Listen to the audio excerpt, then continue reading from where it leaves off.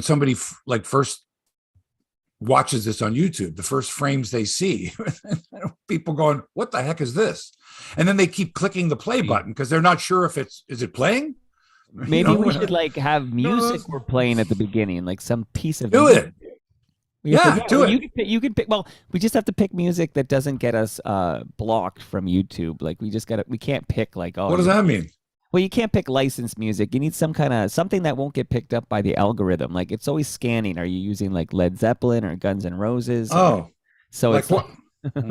Like really? So, yeah, like maybe there's a piece of music that you would choose. Maybe something from Sportsline or something. Okay. Would evade the algorithm, and I could play that while I go live, and that'll be like the first thing you hear for 10 seconds. And then okay. Hang on. Hebsy chimes in. Here's Look at these ideas. The other thing is, it's all popular music, right? It's all from Sportsline, but I can't. Well, who knows? Maybe I'll get the Twib theme. I can't get that. Wait. How about that? Yeah, like if you sent that to me, I'd play it through the soundboard. It would sound really good. And cool. Let's hope the artists don't hear it. Well, it's the algorithm. We are a slave to the bot, my friend. But... A little reggae. Right. British reggae. Okay, that's enough. We're going to get in trouble, right? You're going to shut us down. Playing it that way, it sounds like crap. So. Yeah, right. Okay. Well, it's only the red carpet show. The hell with them, right? Yeah, screw them. What does this say? Set up professional audio in audio settings. That's in my Zoom. That's in my Zoom meeting. Oh. I think we look pretty good. Is there a way to cancel? Yeah, you sound good. Is there a way to cancel that? I'd say I don't know what Zoom is doing there, but I'm just going to leave it up there. You know, it's a long weekend. I do know that. Okay, because guys like us who don't go to an office every day, I have to be reminded of these things because I don't really have like a, you don't like the word statutory holiday. What do we call these things? These are called bank holidays in Europe or whatever. But... Right. Stat holiday. It's a stat holiday in Ontario. Sure. Is it in the rest of the country? It's a long weekend. It's Simcoe Day in Ontario. Is it called something else, or are we the only ones? I know they have Saint Jean Baptiste Day in Quebec, so they don't have like Monday in Quebec is not a holiday. There's a lot of things that are going on. There's a lot of things that aren't available in Quebec that are like in Ontario. Like what? Like Bodog is not available in Quebec. Interesting. So all this time I've been, supposedly speaking to people that they can't hear me. It's not available. We don't think of things like that. We're like, oh, this is what's available to us. But when you go to the States, for example, and you find it like what's available, and I'm talking about choices in everything, in your entertainment, for example, we only have so many cable packages. This has to go with that. There, go crazy. Anything you want. You go to a clothing store there, right? And there's like 5,000 different styles or colors. In Canada, there's 8. You know what I mean? It's like, wow, where'd you get that? In the States, they got, it comes in a multitude of colors, a multitude of styles.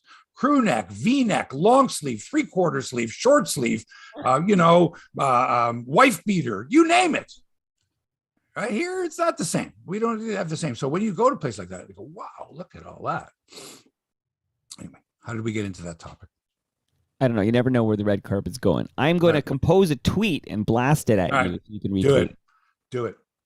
Happy birthday to your lovely daughter, 18. Michelle's 18 today. Fantastic. I know. Isn't that wild? Wow. Fantastic. I was speaking to one of the people that she follows.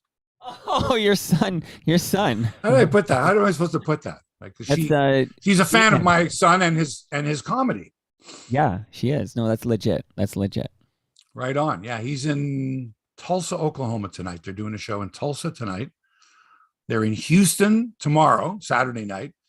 And they're in Austin, Texas, Saturday. Sorry, last night they were in Tulsa. Tonight they're in Houston. They're in Austin on Saturday and San Antonio on Sunday. How's that for a bus trip? That's wild. Yeah. Those are the trips. Those are the tours you can only do in the States. Like here, you can't do that. It's like, Yeah. I don't think they're going to be driving from Austin to I think they're flying to San Antonio. Oh, okay. Well, San Antonio is a fair distance from those other ones. Right. Don't forget to retweet the tweet that's in your notifications right now, Mr. Hebsher. Got it right now. Join Hebsy Man and I right now. It's Hebsy on Sport. Hey, I'm going to retweet this and I'm going to put in something clever. You do that. Hello to Craig Miller on the YouTube channel. Hey, what's up, Craig? And Wayne Brown, who checks in from Lethbridge every Friday morning. I look forward to that. That's it's 2 hours difference. So what is that? About 6. What's my math skills? 7 a.m. in Lethbridge. So hello, Wayne, bright and early, ready for some Hebsy on sports. Right. Lethbridge. Now, so I'm assuming he's a Leaf fan. I see that's the other thing is I've run into people who are not fans of the Leafs or the Raptors or the Jays or TFC or the Argos. They're just like they just like sports, or sometimes they're not even sports fans. Like, I don't really know much sports, but I like the way you talk about sports and hold people accountable. So thanks for that. I appreciate that. Well, Wayne points out it's actually, so I guess there's a delay, but 7 a.m. in Lethbridge. By the way, and Craig says are you going to talk about, and I bet you the answer is no, but I'm curious, are you going to talk about Aaron Rodgers' Con Air look when he showed up at training camp this week? I give a shit about Aaron fucking Rodgers. How's that for an answer? Boy, the TV networks had fun with that. Hey, we've got nothing to talk about. Look, there's a shot of Aaron Rodgers wearing a wife beater looking like Nick Cage and okay, true. All right, good. And the rest of the story is what? Right? Yeah, but that's what they want for social media, like quick viral nothings like that. It's the age we live in, Hebsy man. Is that it? Is that what they want? That's what I'm told. I don't know. Are you getting? I do 90-minute interviews, so I'm not the guy looking for that. I'm talking about these, other channels and stuff. But these other channels. Ian Blurden was here yesterday, by the way. We, talking a lot about change of heart and stuff. And change of heart, of course, had a great relationship with the Tragically Hip, so it was pretty cool to chat. Don't know what you're talking about. I'm sorry. You're way over my head with this, Mike.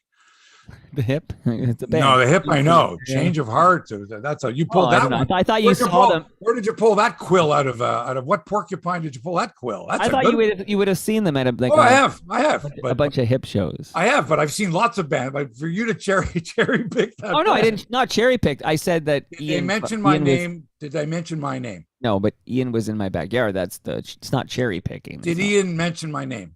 No. Did he say, how's Hebsy doing? Or I've been listening to Hebsy's podcast. No, he didn't, did he?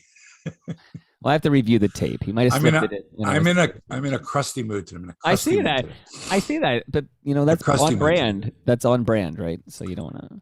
All right, listen. It's 9 o'clock. It's not 9 o'clock. Give a shit. So we start early. 7 o'clock in Lethbridge. Ready when you are. 6:59 a.m. in Lethbridge. Okay, Lethbridge, Alberta.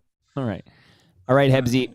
I'm recording in 5, 4, 3. The following podcast is brought to you by Crosswinds Golf and Country Club in Burlington, Ontario. Just 45 minutes from downtown Toronto, you're going to find the most beautiful and affordable public golf course in Ontario. Trust me on this one. Outstanding customer service. That's their number one priority. $1 million views. Excellent food and beverages, terrific driving range and practice facility, and of course, a championship golf course that's always in pristine condition. And I don't use that word often. Is it often or often? Doesn't matter. If you book your tee time online, let's get serious here, rather than by phone, because you'd be bothering people. They'd have to pick up the phone. And there's nothing worse, than when you're dealing with someone one-on-one in person, and then they say, excuse me, and they have to pick up the phone. That's the worst, right? So rather than bother the staff there with picking up the phone, you book your tee time online, you save $10 per golfer. That's right. Every phone call they pick up it costs you $10. You don't want that. So you can save $40 per foursome, and you know what you can do with $40. I don't have to tell you. A brewski at the Back Nine Bistro. Hey, all kinds of fun. Go to crosswindsgolf.com. Book your tee time. When you get there, make sure you tell them that Hebsy sent you. Mike, I think it's time we started the podcast.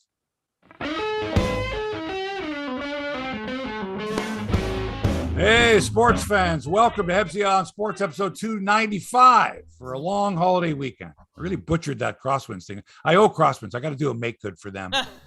Completely butchered that cold read. What the hell is wrong with me? I'm your host, Mark Hebsher. Toronto Mike is in the new Toronto studios. Actually, it's the mothership, manning the board there. Hands on all the dials, does all the technical, the back end stuff, and co-hosts, and produces the show, like live producing. Okay, this is real time. Right. For many of you, and for others, it's not. You could stop us right now. You could stop us anytime you want to, or listen on. We got a fabulous show for you today. The Blue Jays win again, but do they need to bolster the roster for the upcoming playoff push? It's a rhetorical question. Of course they do. Every team that's challenging for a playoff spot is looking to buy. They're buyers. And every team that thinks, maybe we should blow it up for this year because we're not going to make it, are sellers. But there's a lot of teams that are still in it. A lot of teams are still in it. And, teams are bolstering. The Yankees have bolstered. Jays should be bolstering. We'll talk about who's to bolster with, especially if George Springer's elbow falls off. All right? He was looking great. When he's playing great, he's fabulous. He's like one of the best players in baseball. But every time he goes down, grimacing George Springer as I wake up in the cold sweats with George Springer going, ooh, ow, ooh, ah. Maybe we need Juan Soto. Maybe we need to give up the farm. Maybe we'll discuss it. More problems for Hockey Canada as they'll have their entire funding system overhauled by the feds in light of the latest news. Wow, what a story this is, man. Who deserves a statue? Who deserves just to have their jersey number retired? Who deserves to be on the wall of excellence? Whatever. Nowadays, man, if you're doing any renovations to a stadium, or even if you're not, it's just talk about statues. Like everybody's going to get a statue. You get a statue. You get a statue. You get a statue. You get a statue. Dustin Brown gets a statue in Los Angeles. When I first heard it, I went, Dustin Brown, the power forward for the Lakers? No. Dustin Brown, the reliever for the Dodgers. No. Wait a minute. Dustin Brown, the kicker for USC who set the Rose Bowl. No. Which Dustin Brown is having an erection. Is getting a statue erected. What the hell? We've got golf news. We've got the return of a beloved broadcaster who made us all feel a whole lot better this week. We cried. It's all coming up. We've discussed some of it already. Here's Toronto Mike, ladies and gentlemen.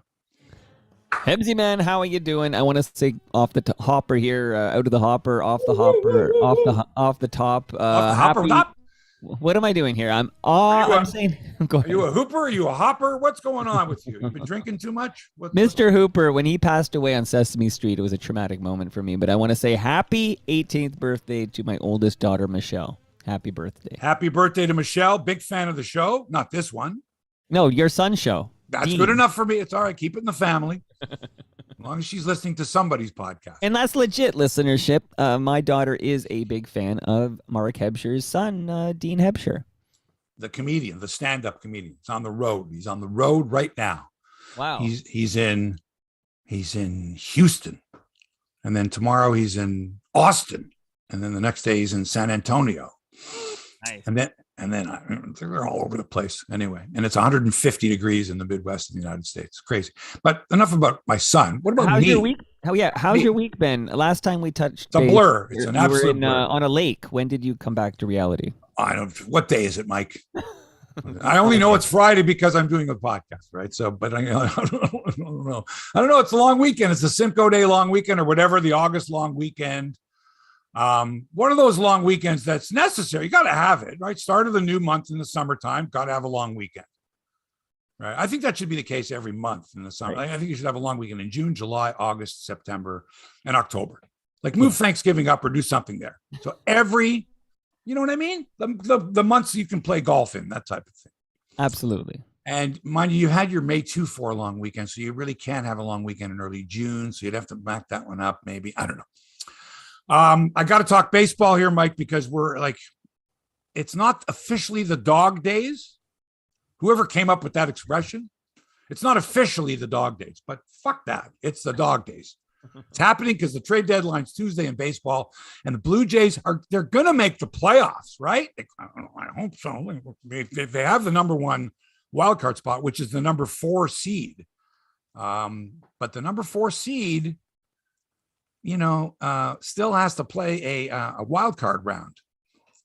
And, you look at the scenarios and you look at the schedule and go, man, they have to improve this. As good as they're playing, they have to be better.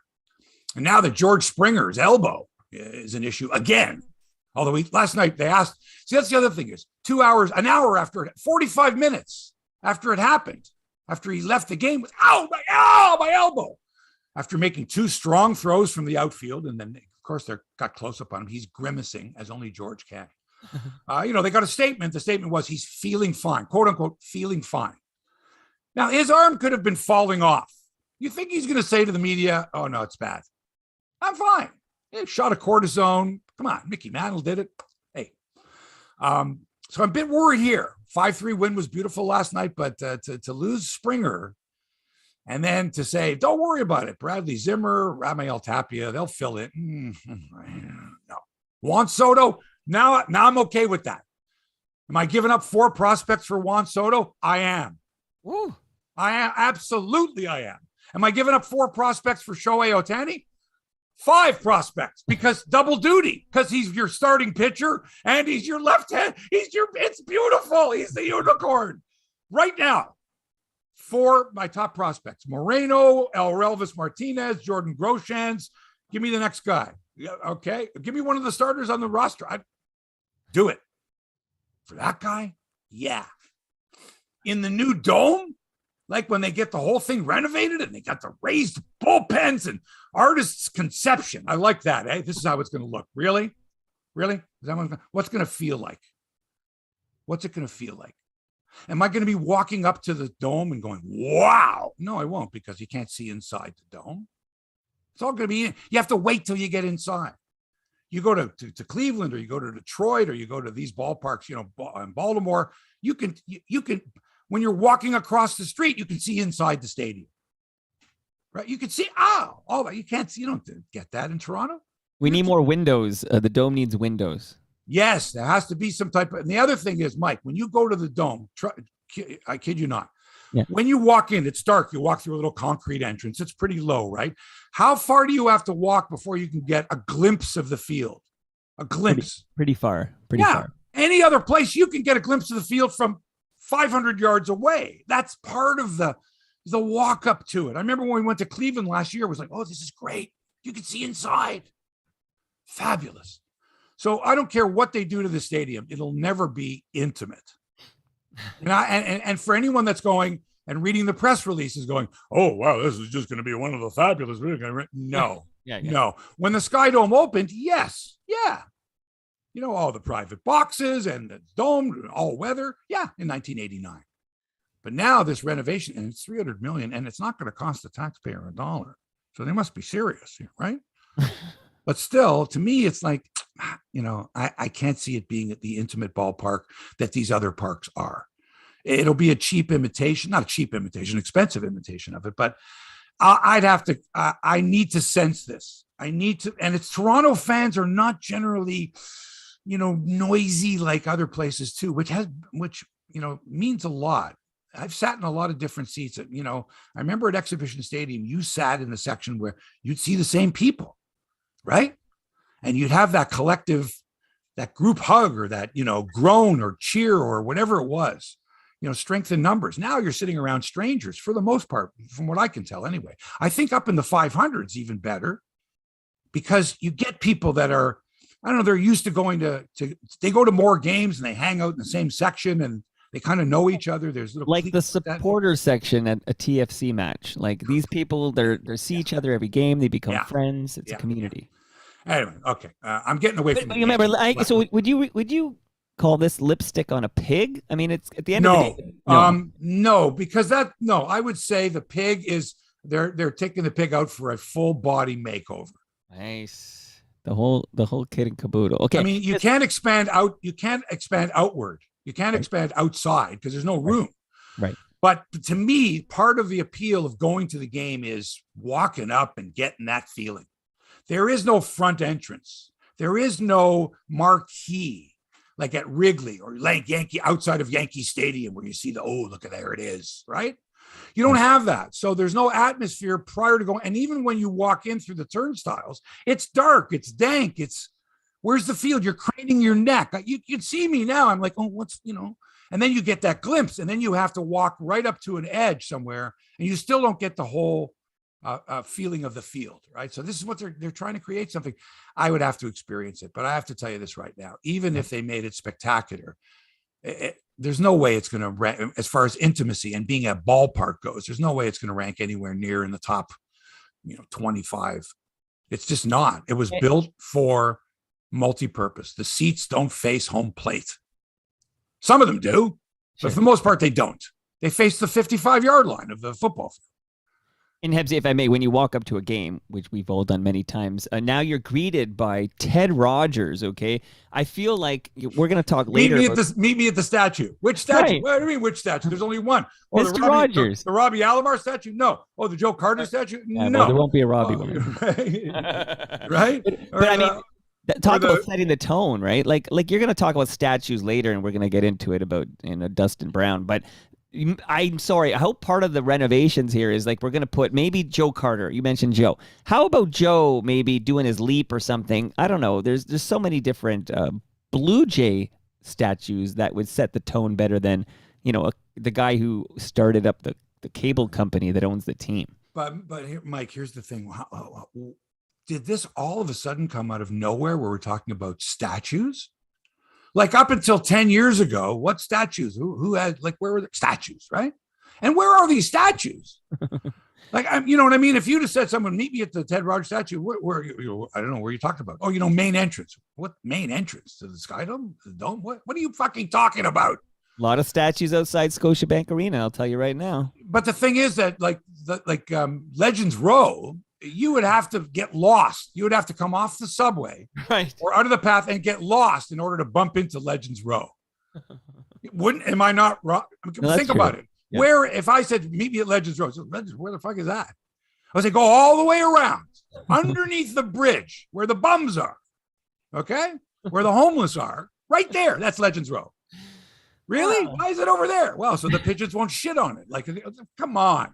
So this whole idea with statues, I think it didn't start with, but I mean, when they had the Michael Jordan statue outside, when they built the new stadium in Chicago outside, across the street from the old Chicago stadium, it was like, oh, we got to put the Michael Jordan, iconic. When did the Gretzky statue show up in Edmonton? I don't know. I took a beautiful photo, and it was much better than taking a photo of Ted Rogers. Right. So we've talked about statues for all of a sudden this let's erect a statue to honor somebody that was incredible. It was fantastic. So now if you were to go around all of Major League Baseball and take a look at all the statues, and I'm talking the monuments in Yankee Stadium that have been there for 70 years or whatever it is, and you took all that into consideration and you said, okay, can we do something here similar to that? The answer is no. The answer is no. We haven't been around long enough. We don't have enough tradition.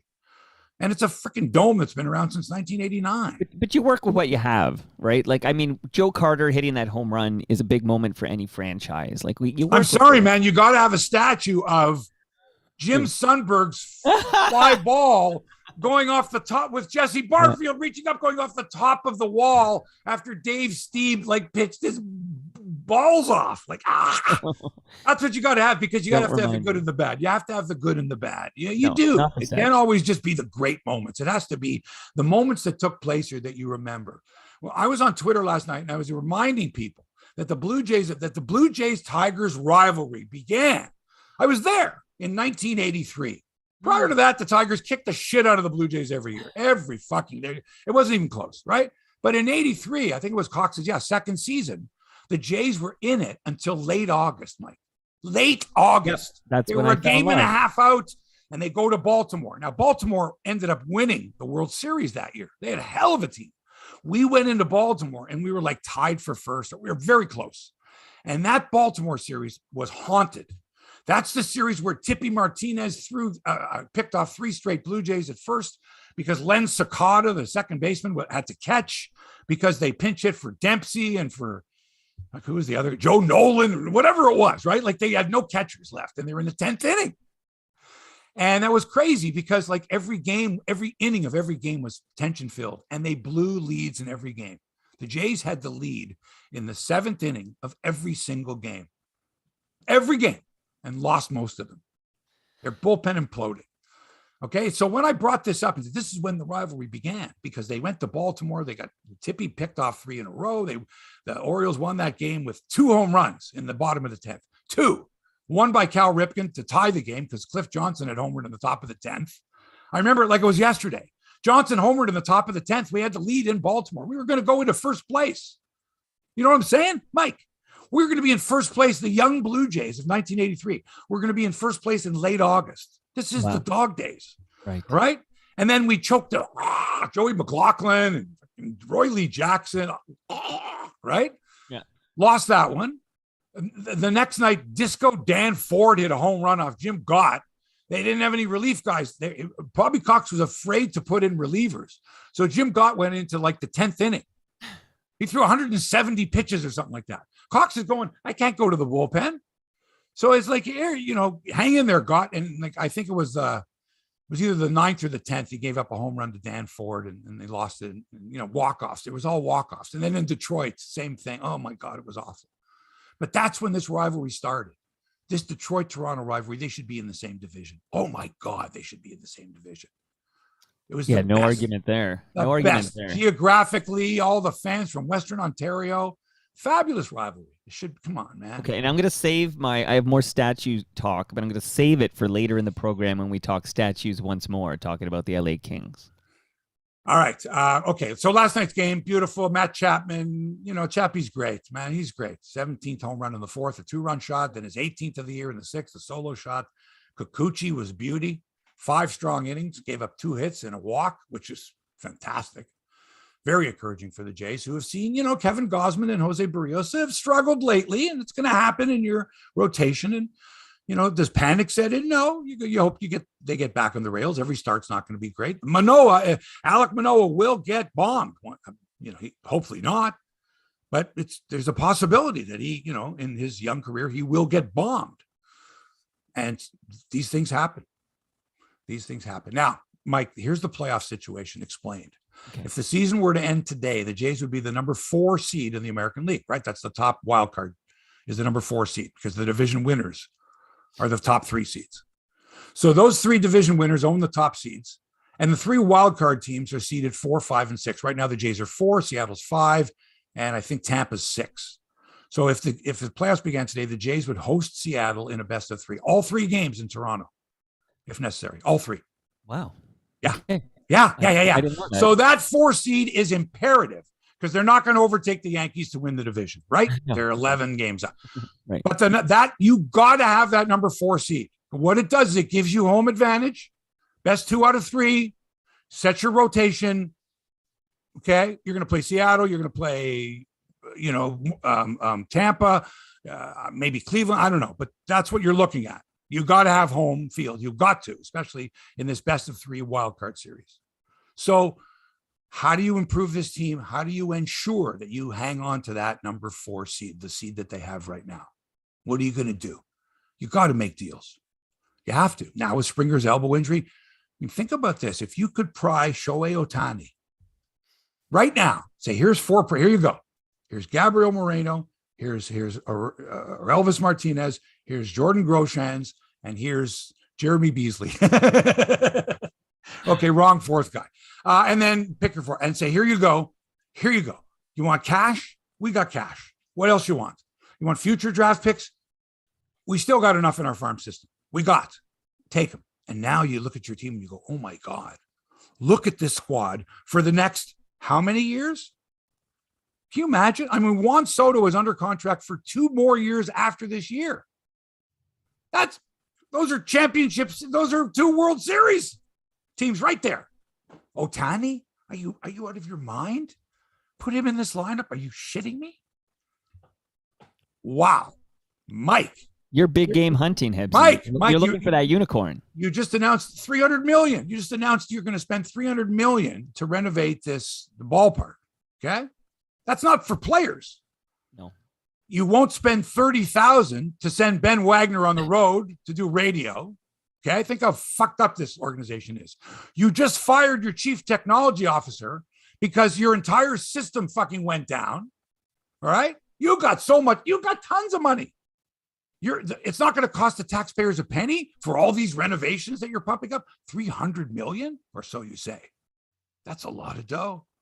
So go and spend that and then some and go and get these players. And so what? You're giving up 4 prospects. You don't know. Gabriel Moreno is going to be a good ball player. Is he going to be an MVP like Otani? Well, I don't know about that. Cy Young winner? No, because he's not a pitcher. Batting champion? Maybe. What about these other guys? Unproven. Are they tearing up the minor leagues? Tearing it up? Knocking the door down? Put me on the major league roster. I'm too good. No. Go ahead and trade them. If the Angels are serious, are you kidding, Mike? Yeah, though. Otani. I think they're bluffing. I can't see them trading him. But that's what they said about Gretzky. Oh, they'll never trade Gretzky. But don't say never. Never say never. Because they're going nowhere with him and Trout. Trout's got a back injury now. He's poor guy. Never say never. Good advice, actually. Never say All never. right. All right. So the Jays have to finish the number 4 seed. They have to. The top 2 division winners are going to get buys, which is the Yankees and Houston. They get a bye into the wild card round. And then they host the best of 5 division series. Then the championship series and the World Series are best of 7s. Right. So we got a team that's won 8 of 9. We're sending Alek Manoah out there to the hill again, baby, against Brian Garcia.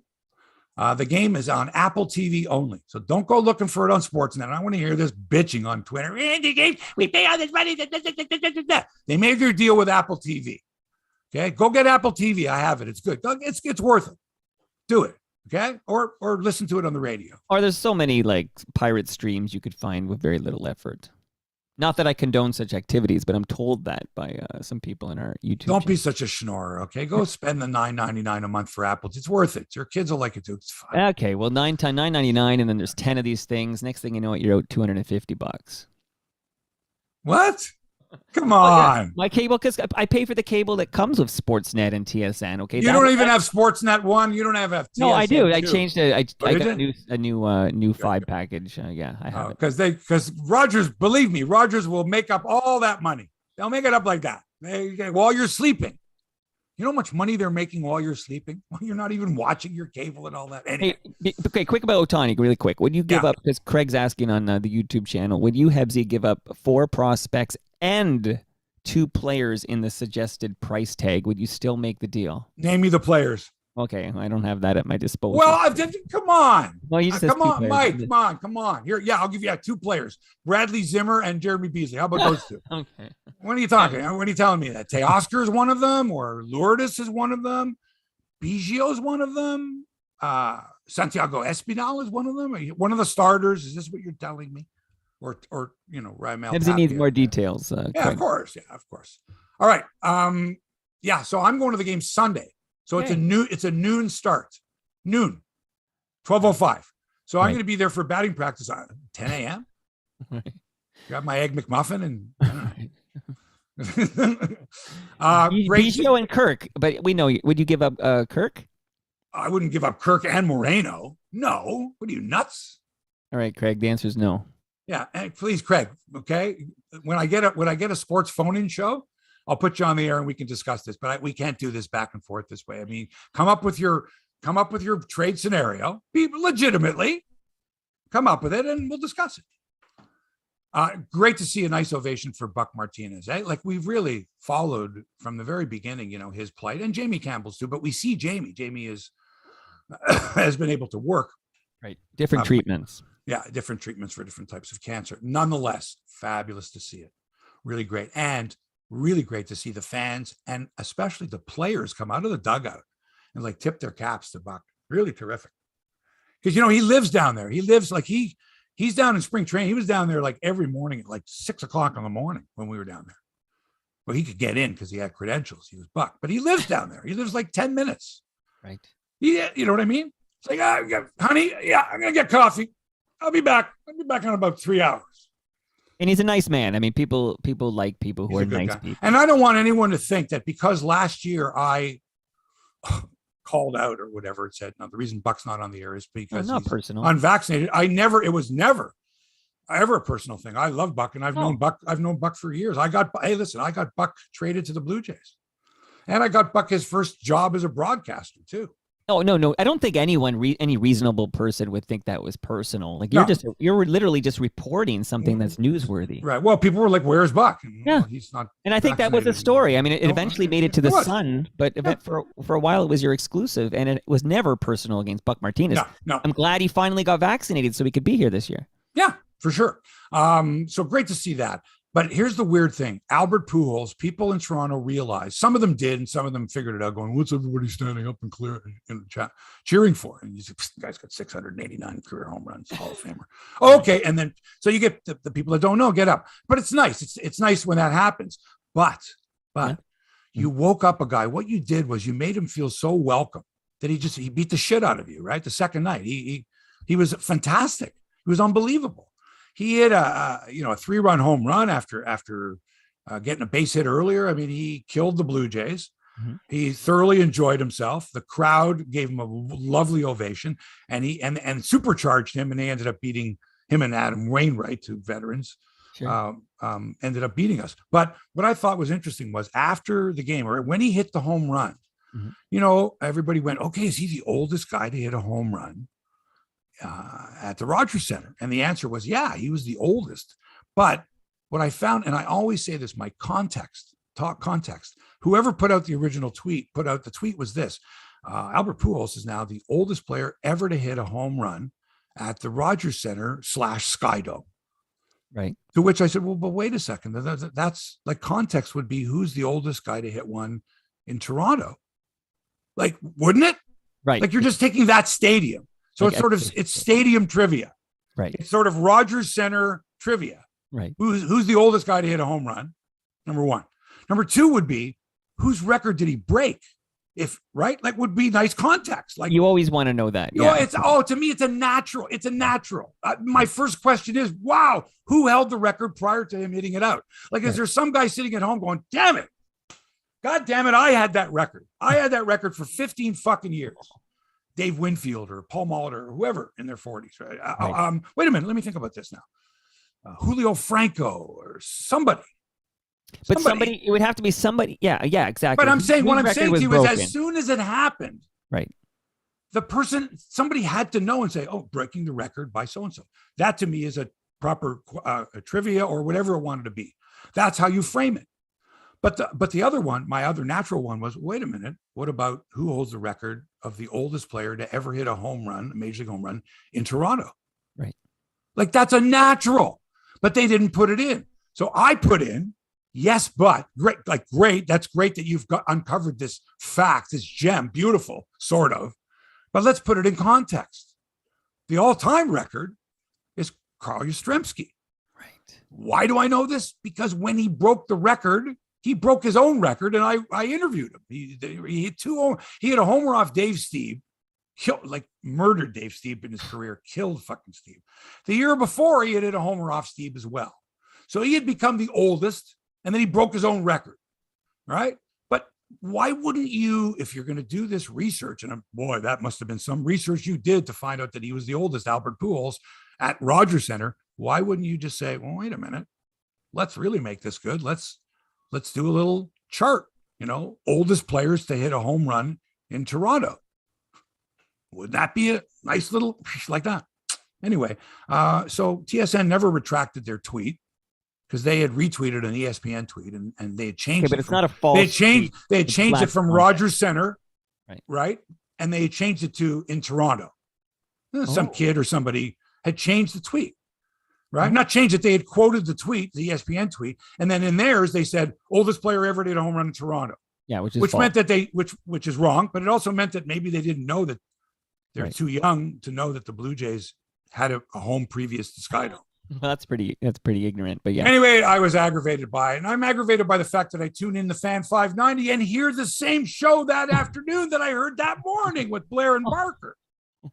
Like, wait a minute, I just heard these guys say that, and you're telling me you couldn't put somebody on the air? Oh my God, it's awful. Okay, so just, if I don't want to bury the lead here. So if you're looking for sports commentary, sports talk, which is often, I'm guessing, you still think of Fan 590 is still a primary destination for you. Like, you'll tune in Fan 590 and listen to them for a while. Yeah, I used to. I don't anymore, though. I don't know who's on when. And I'm unsure. Like, remember we had Eric Smith on and he said, yeah, our season ends like end of May or whatever, right? Right. And then and then basketball is no priority because they have hockey and they have baseball. Right. So those two sports take precedence until like there's no Raptors talk or anything like that until, I don't know, October. Right. Which, well, of course, they own the Bluejays, so it makes sense that. And consequently, there's very little Raptors talk, as far as I know. I don't know. Does William Lou still have his show and those guys? Like, that's just is it.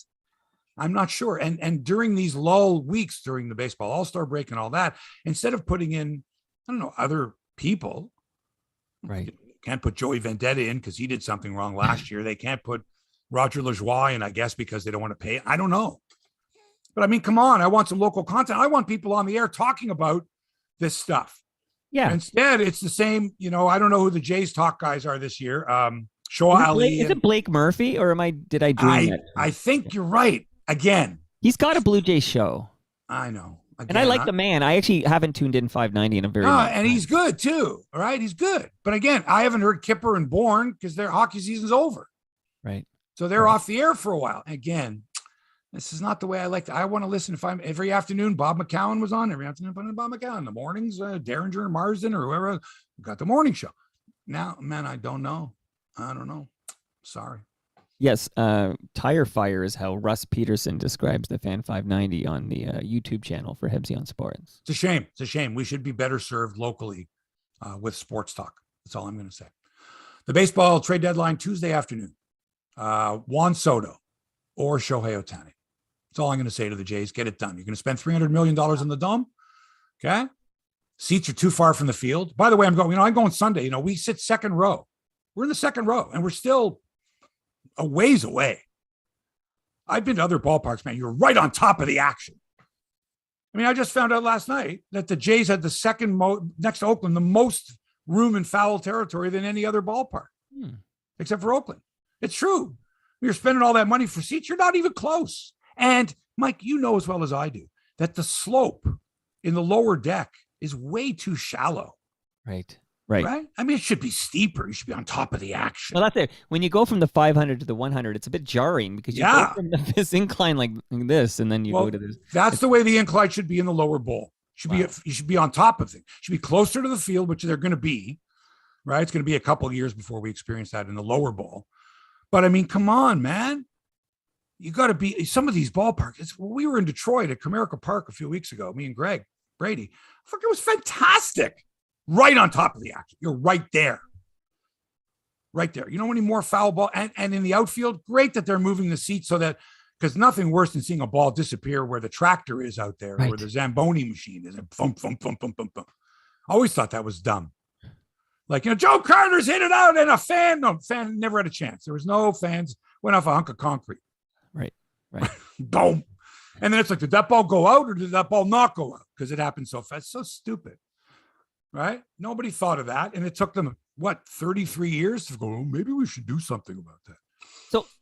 So if I read between the lines, your desire here, they've decided to renovate for big money this existing structure, but is your desire to just start anew with something more?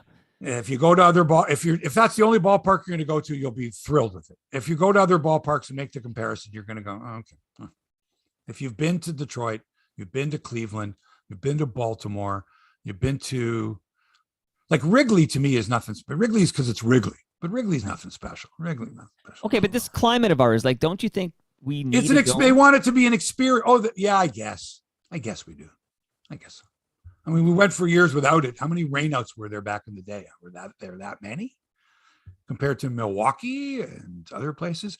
There's different types of domes out there too. There's for the heat. There's for the the bad weather. I don't know, but nothing I can do about it. So yeah, have at it. I don't think that many people want to walk all around the dome, which, by the way, is a fucking huge structure. It's a massive structure. Massive. It's way too big. Way too big. I mean, the words intimate and dome will never go together. Anyway, Aaron Judge, walk-off home run last night. Yankees win 1-0. He has 39 homers in his team's first 100 games. So on pace for 63 home runs this year.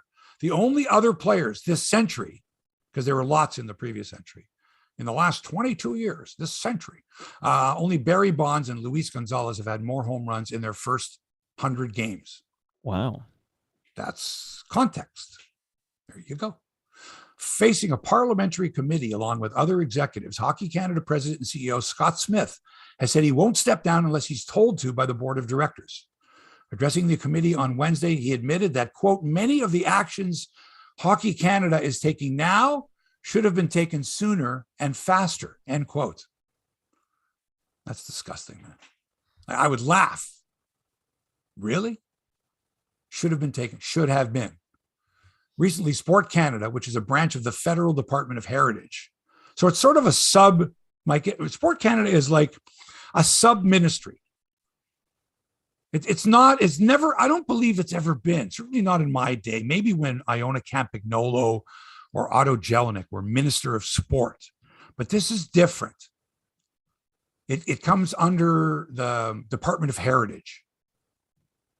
Anyway, this ministry has frozen Hockey Canada's funding after the story surfaced about the alleged gang rape involving members of the 2018 World Junior team in London, Ontario. The victim was paid off by Hockey Canada, one of the many instances in which the organization has swept sexual assaults and other improprieties under the rug.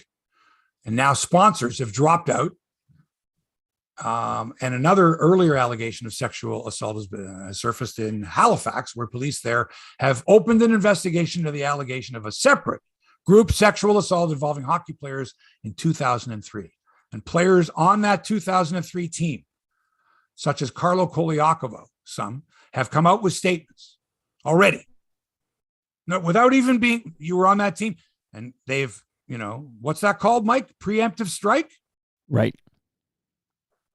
I would do the same thing, man. I would do the same thing. I had nothing to do with it. I'm coming clean right freaking now. But both I had nothing to do with it. But the other big one is I was not aware knowledge. of it. I had no knowledge of it. No knowledge of it. Right. Why didn't you talk to authorities? TSN, and by the way, tremendous reporting from Rick Westhead, who, if he doesn't get a Canadian Screen Award, a Pulitzer Prize, the Order of Canada, whatever the highest accolades are, for investigative reporting in sport, right? Which is very different. Very, very different. But, here the two lines cross well. TSN reports that a source contacted Conservative MP John Nader and described a video showing about 6 players who were with Canada's World Junior team in 2003 having sex with a woman who was non-responsive, lying face up on a pool table. Video of this. Now, there were no cell phones back then. I mean, there were, but you couldn't shoot video. And if you could, it was grainy. This was done by a camcorder. Somebody with a camcorder recorded this in 2003. So this comes just a few weeks. And first of all, the Minister of Sport, whose name is Pascal Saint-Onge, has said that the entire funding system for Hockey Canada will be overhauled. I got the quote here somewhere. Yeah, I'm paraphrasing. The entire funding system for Hockey Canada will be overhauled by this ministry. Wow. So this comes just a few weeks before the World Junior Hockey Championships, which will be played in Edmonton and Red Deer beginning August 9th. They were postponed from last December during the COVID crisis. Mike, what kind of support will and should this tournament get in light of recent activity? This is from fans and sponsors. Now, I'm glad you brought that up because I do want to give kudos to TSN because we're quick to go at these big cable companies and media companies, but TSN, I got to give them credit because of course Rick Westhead, who's been on this story from the beginning there, he is employed by TSN, and the fact that TSN makes so much revenue from this tournament, like you would think they might, you'd think if in your cynical mind they might call off the dog, so to speak, and like stop biting the hand that feeds. But no. So kudos to TSN that they've been covering this story as well as they have. I don't think we should be that surprised. I mean, kudos to a company that I would only say something if they did interfere. I don't think prior to this, right. I can't think of any situation where I've heard, and I know a lot of people on both sides at TSN would have said, where TSN would have come down and said, look, these are our partners. We cannot. Right. What has already come to light, Mike? Yep. In fact, makes TSN look even better. But not to say a way to go, TSN, for not meddling, because when you're running a company like that, CTV, I mean, Bell Media's journalism to the highest standards. You cannot. I mean, if ever anyone found out that somebody was saying something, saying, "Listen, you can't report that because of our sponsors and stuff like that," that all hell would break loose. Sure, but with all hell. You're right. You're right. But you're right, because you got to keep those journalism separate from the. Yeah, you can't interfere with that. But never. There's no way that anybody, I don't give a shit who it was, the owner of the company, could go to, the newsroom and say, "Look, no chance. Get the fuck out of here." But we took note on this show that TSN was breaking all the stories with regards to the Chicago Blackhawks, which was an NHL scandal. And, people could say, well, maybe Rogers didn't have anybody on this story because they're partners with the NHL. We know how close Rogers is with. Does Rogers have someone on this story that Rick Westhead and TSN has been doing breaking news on? I don't think Rogers has a Rick Westhead sure they do. Equivalent. Yeah, they do. They got a guy named Ian McIntyre. How come I don't know this name, though? Okay, tell me more. I'm not going to tell you more. This is my show. We're not here to talk about the other entities. All right.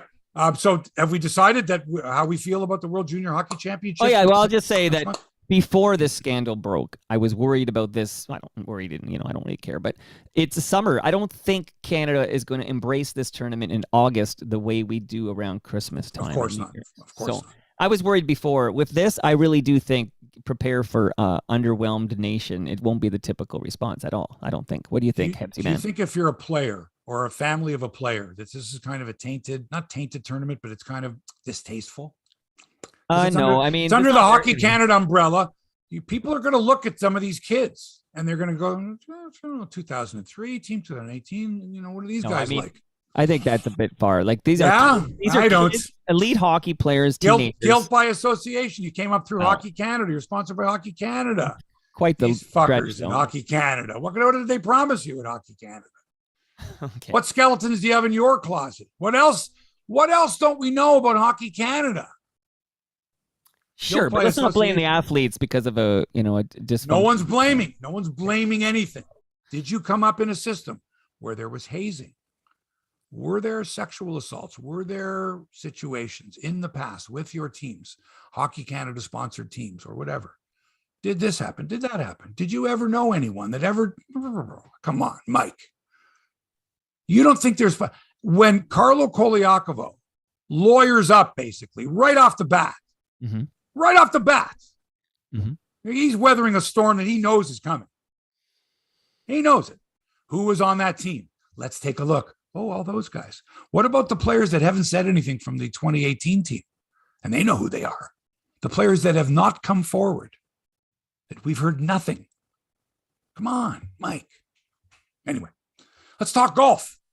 By the way, I'll be playing a beautiful Crosswinds Golf and Country Club Monday, holiday Monday, Simcoe Day at Crosswinds. Can't wait. Fabulous place. As you know, I love it there. And customer service is tremendous. Of course, in beautiful shape. Haven't played there in over a week.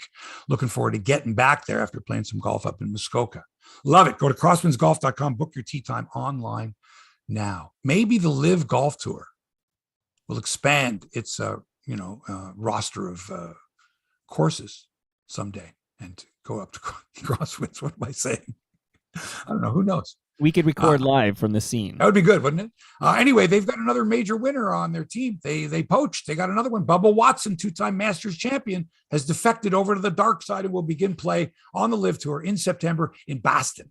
He reportedly received $50 million from the Live Tour. Here you go. Your future set, and for your kids too. There you go. 50 mil. And more, and you can make more, of course. Remember, you win the tournament, it's 4 mil, 6 mil there. You win that. That's beautiful. Big name out there, though. The big name that the Live Tour is trying to get, Charles Barkley. Not to play golf, because if you've ever seen his swing, it's the most horrific thing. He's the basketball commentator, Sir Charles on TNT, who says he spoke to Greg Norman about a possible gig with the Live Tour as a commentator, but he hasn't heard back. So Charles became the story. It wasn't Trump. You know, it wasn't the Trump Bedminster course in New Jersey where they're playing. It wasn't Paulina Gretzky schmoozing with Trump and cozying up to Trump at the big Pro-Am yesterday. It wasn't any of that. It was Charles Barkley. They already got David Faraday and Charles Barkley.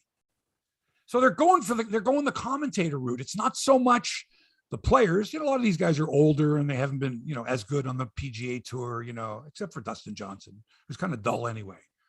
You got to have personality. David Faraday and Charles Barkley, man. I mean, come on. That would be like John Mulaney joining Monday Night Football. Like, remember when they had Dennis Miller on Monday Night Football? One had nothing to do with the other. Charles Barkley doesn't have anything. You know, why would we listen to him except he's entertaining? So they thought, you know, we'll put Dennis Miller on, or who's the other one? Rush Limbaugh. Remember they had celebrity guests that would be on Monday Night Football. Right. And people would go, who are these guys? Well, maybe it's come down to that, right? Maybe it's come down to getting the best commentators, the best. I don't know, man. Who's next? Jim Nantz? Don't never say never. Here's 50 million, Jim. Done all I could do at CBS. 50 million. You never know. Never know. The PGA Tour stop is the Rocket Mortgage Classic at the Detroit Country Club. Canada's Taylor Pendrith, who missed 3 months with a broken rib. Kind of hard to play golf with a broken rib. Eh? I guess you could putt. Maybe he probably sharpened his short game. Anyway, he must have, because he's the leader, opening round 64. He's a co-leader, tied with last week's winner, Tony Finau, who won the tournament last week, which was the 3M tournament last week? He was the only one we knew. We were looking at the leaderboard. We're like, oh, who are these guys? Oh, there's Tony Finau. So those two were tied for the lead. Adam Svensson, Adam Hadwin, Roger Sloan, Mackenzie Hughes, Michael Gligic, and Nick Taylor, all playing in this tournament in Detroit. The ladies are playing the Scottish Open. That was terrible. Don't ever do that again, Hebsy. Don't ever do that again. That's like Mike Myers trying to. Because if you're going to do the Scottish Open, you're going to do it like someone that's from that part of the world. And I'm not good enough to do a Glaswegian or Edinburgh. Forget that. Thank you. Last week's winner, the winner of the Avion, Brooke Henderson, by the way. And Henderson scores for Canada. Brooke Henderson took a pass on this tournament. So, you know, it would be kind of anticlimactic, I guess, right? You just won a ladies major. You won the Avion Championship, the second major in Paris. Maybe you stay over a couple of days in Paris, you know, you hang out with your sister and you relax a little bit. You say, forget about going to Scotland. And, you know, you come back fresh, you know, for a couple of weeks later. Anyway, so she's not playing this week. However, Maud Amy LeBlanc is the other Canadian, the only Canadian, I think, in the field. I didn't check if more on them. She's 5 shots back. She shot a second round 69. The leader is Lydia Ko, who well known to Canadian golf fans because she won, like, how many times did she win the CP Canadian Open? The Canadian Open? Many times. Won it as an amateur a couple of times, Lydia Ko. That's the golf story there. Does Dustin Brown deserve a statue? So the story comes out that at the Staples Center, the LA Kings are doing some renovating, some remodeling. They're going to add, you know, some LA Kings statues, and they're going to erect a statue of Dustin Brown. And everybody, including me, is like, Dustin Brown. Okay, I know he won 2 Stanley Cups. He was the captain, but Dustin Brown? Not Wayne Gretzky or Luc Robitaille or Anze Kopitar. Dustin Brown, really? Dustin Brown? So it leads me to, you know, Mike, to this topic of, you know, oh, and by the way, Patrick Marlowe, the San Jose Sharks, he's not going to get a statue. No. I don't think they're doing statues in San Jose yet. He's getting his jersey retired. So, Mike, now we've reached the point in sports where it's not enough to say this player played so well that we're going to honor him by his jersey number will be erected to the rafters, but players will still wear that number. You know, at the the Scotiabank Arena, there's all these Maple Leaf jerseys that are hanging, but the numbers haven't been retired. Right, only 2.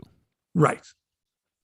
And so, you know, 5 and 6 are the numbers retired, and they both were retired as a result. One of a critical injury, not a death, but a critical injury to Ace Bailey, number 6, when he was cross-checked by Eddie Shore and almost died, fractured skull. They retired that number, which was one of the first numbers ever retired in sports. I think it might have been the first. Lou Gehrig and Ace Bailey right around the same time. I think it might have been the first one. How about that? And then it was brought back out. Ron Ellis, Ace Bailey, who was a timekeeper actually at Maple Leaf Gardens, so was an off-ice official, wanted Ron Ellis to wear his jersey back in the late 60s and early 70s. And so they unretired it. Anyway, and Bill Barocco, of course, number 5. Those are the only two. All the other numbers, Gilmore and Matt Sundin and Johnny Bauer and all that, the numbers are still in circulation. So that's one way of honoring a player. The second way, of course, is you retire that number. No player will ever wear that number for that team ever again. And of course, there's many instances of that. The next level would be that person's name on some type of level of excellence or Hall of Fame for that team recognized within the building or on the exterior of the building, right? Right. It could be part of a collage such as Legends Row, where Johnny Bauer and George Armstrong and Davey Keon and Frank Mahovlich and Wendell Clark and Matt Sundin are all part of this thing, right? A collage, right? Right. Which would be lovely. Or the highest possible way, actually the second highest, the highest possible way that you could commemorate a player or someone from there would be a statue, a bronze likeness of that person in action, for example, right? Would be the height. That's what they did with all these heroes, all these statues you see, the Civil War heroes and whatever. Well, we got to erect a statue of this person to commemorate what they did. That would be the highest, with the exception of naming the stadium after that person, which does not exist in North America, right? There is no stadium that's named after a human being, to my knowledge, anymore, but is very popular in other countries. In the Dominican Republic, Estadio Juan Marichal, right? Estadio Julian Javier. They're named after players. I'm sure there's, companies that are, that sponsor it, that pay. But the name of the stadium is to commemorate a player that played there, that was idolized. Not a company, not a guy who ran a wireless company and his family ran a wireless company. That's not a statue.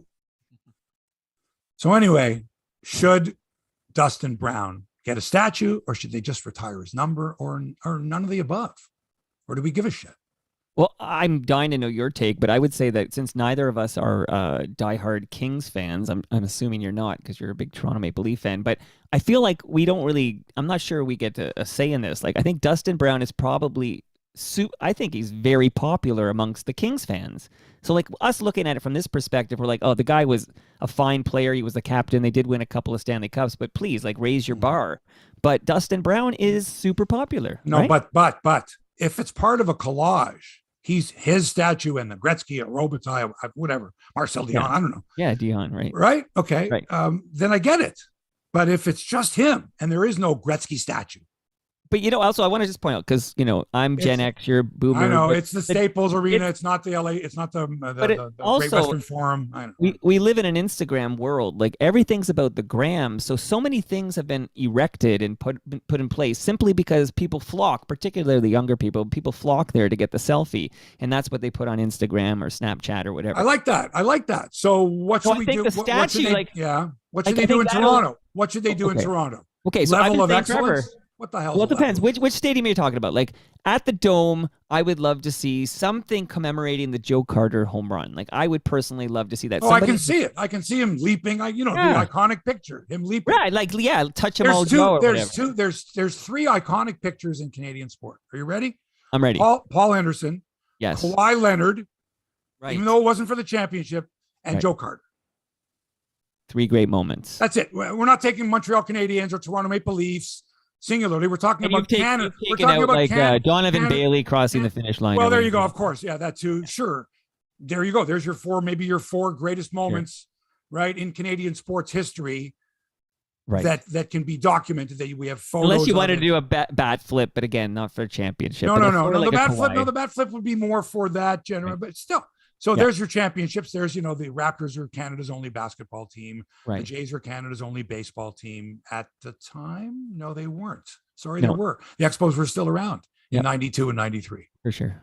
Interesting. Sure. Anyway, okay. So I love this convo. I know. You're done. Yeah. It's Hebsy on Sports, but the Kawhi shot, because it was the second round, I feel like that one is a bit different than like if that would had won the championship, it'd be a slam dunk. No pun intended. But okay, great debate though. But it was a fabulous moment. Bobby Thompson's home run did not win the World Series. Iconic moment. Okay, the shot heard around the world. Iconic moment. 3-run homer, bottom of the ninth. Right. Game was lost. True. It was all over. Boom. Right. Kawhi Leonard. Okay, you're right. If he misses, they would have gone to overtime. Yeah, it was second round, but still, it was just. And it happened so recently. And it was the NBA. They won the championship that year. So it was during the championship year. Unless you can find a moment in that championship series, in the final series against Golden State, that's better. No. And I bought the T-shirt, so I'm talking out my own ass here. One more thing before we go. And by the way, so your answer for Dustin Brown is you're okay with him having. I'm okay with it because he's super fucking popular with the LA Kings fan. Okay, all right, okay, that's fine. I think you should also honor some other people, but okay. But he also Gretzky never won a ring in LA. True that, but he sure changed the hockey culture in Southern California. Finally, Kyler Murray of the Arizona Cardinals had a clause put into his contract that he had to watch film for 4 hours per week. Now, the story leaked out, and Kyler Murray's like, wait a sec, man, I got to address this. So he goes out yesterday, and he calls a media conference. And he says, look, if you think, because the thinking was with this clause in the contract that, by the way, no attorney who knew about that no agent had ever heard of this, ever in any contract, any rider, ever, where he had to watch 4 hours of film per week, right?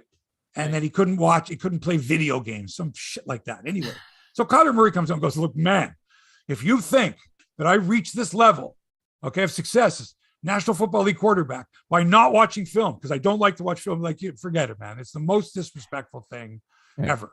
And the Cardinals heard this and went, maybe we should take this clause out of the contract. So they did. They did, because it was stupid. Because it would do that. Like what the lawyer, I'm sure the agent went, you want what? You want me to tell him what? Yep. Nope. Sorry. Not going to sign. He's not going to sign his $344 million contract unless he agrees to, and then so impossible to enforce, right? Because it's just your word. And if they find out that he's been playing video games and not watching film, they're going, oh my God. My goodness. So the guy comes out and says, man, I'm sorry. And basically says, take that fucking clause out of my contract. And fucking clause out of my contract. And that's it for episode 295 of Hebsy on Sports. Thanks to Toronto Mike for production and inspiration. Hit him up at Toronto Mike. Thanks to our great sponsor, Crosswinds Golf and Country Club in Burlington. Book your tee time online now. Save $10 per golfer if you do. Crosswindsgolf.com. Tell them Hebsy sent you. And thanks to you for taking the time to listen to this podcast or watch this vodcast. We appreciate it. We know that there's lots going on in your headspace, and we appreciate you allowing us some time in there. Back with another exciting episode next week. Until then, so long for now.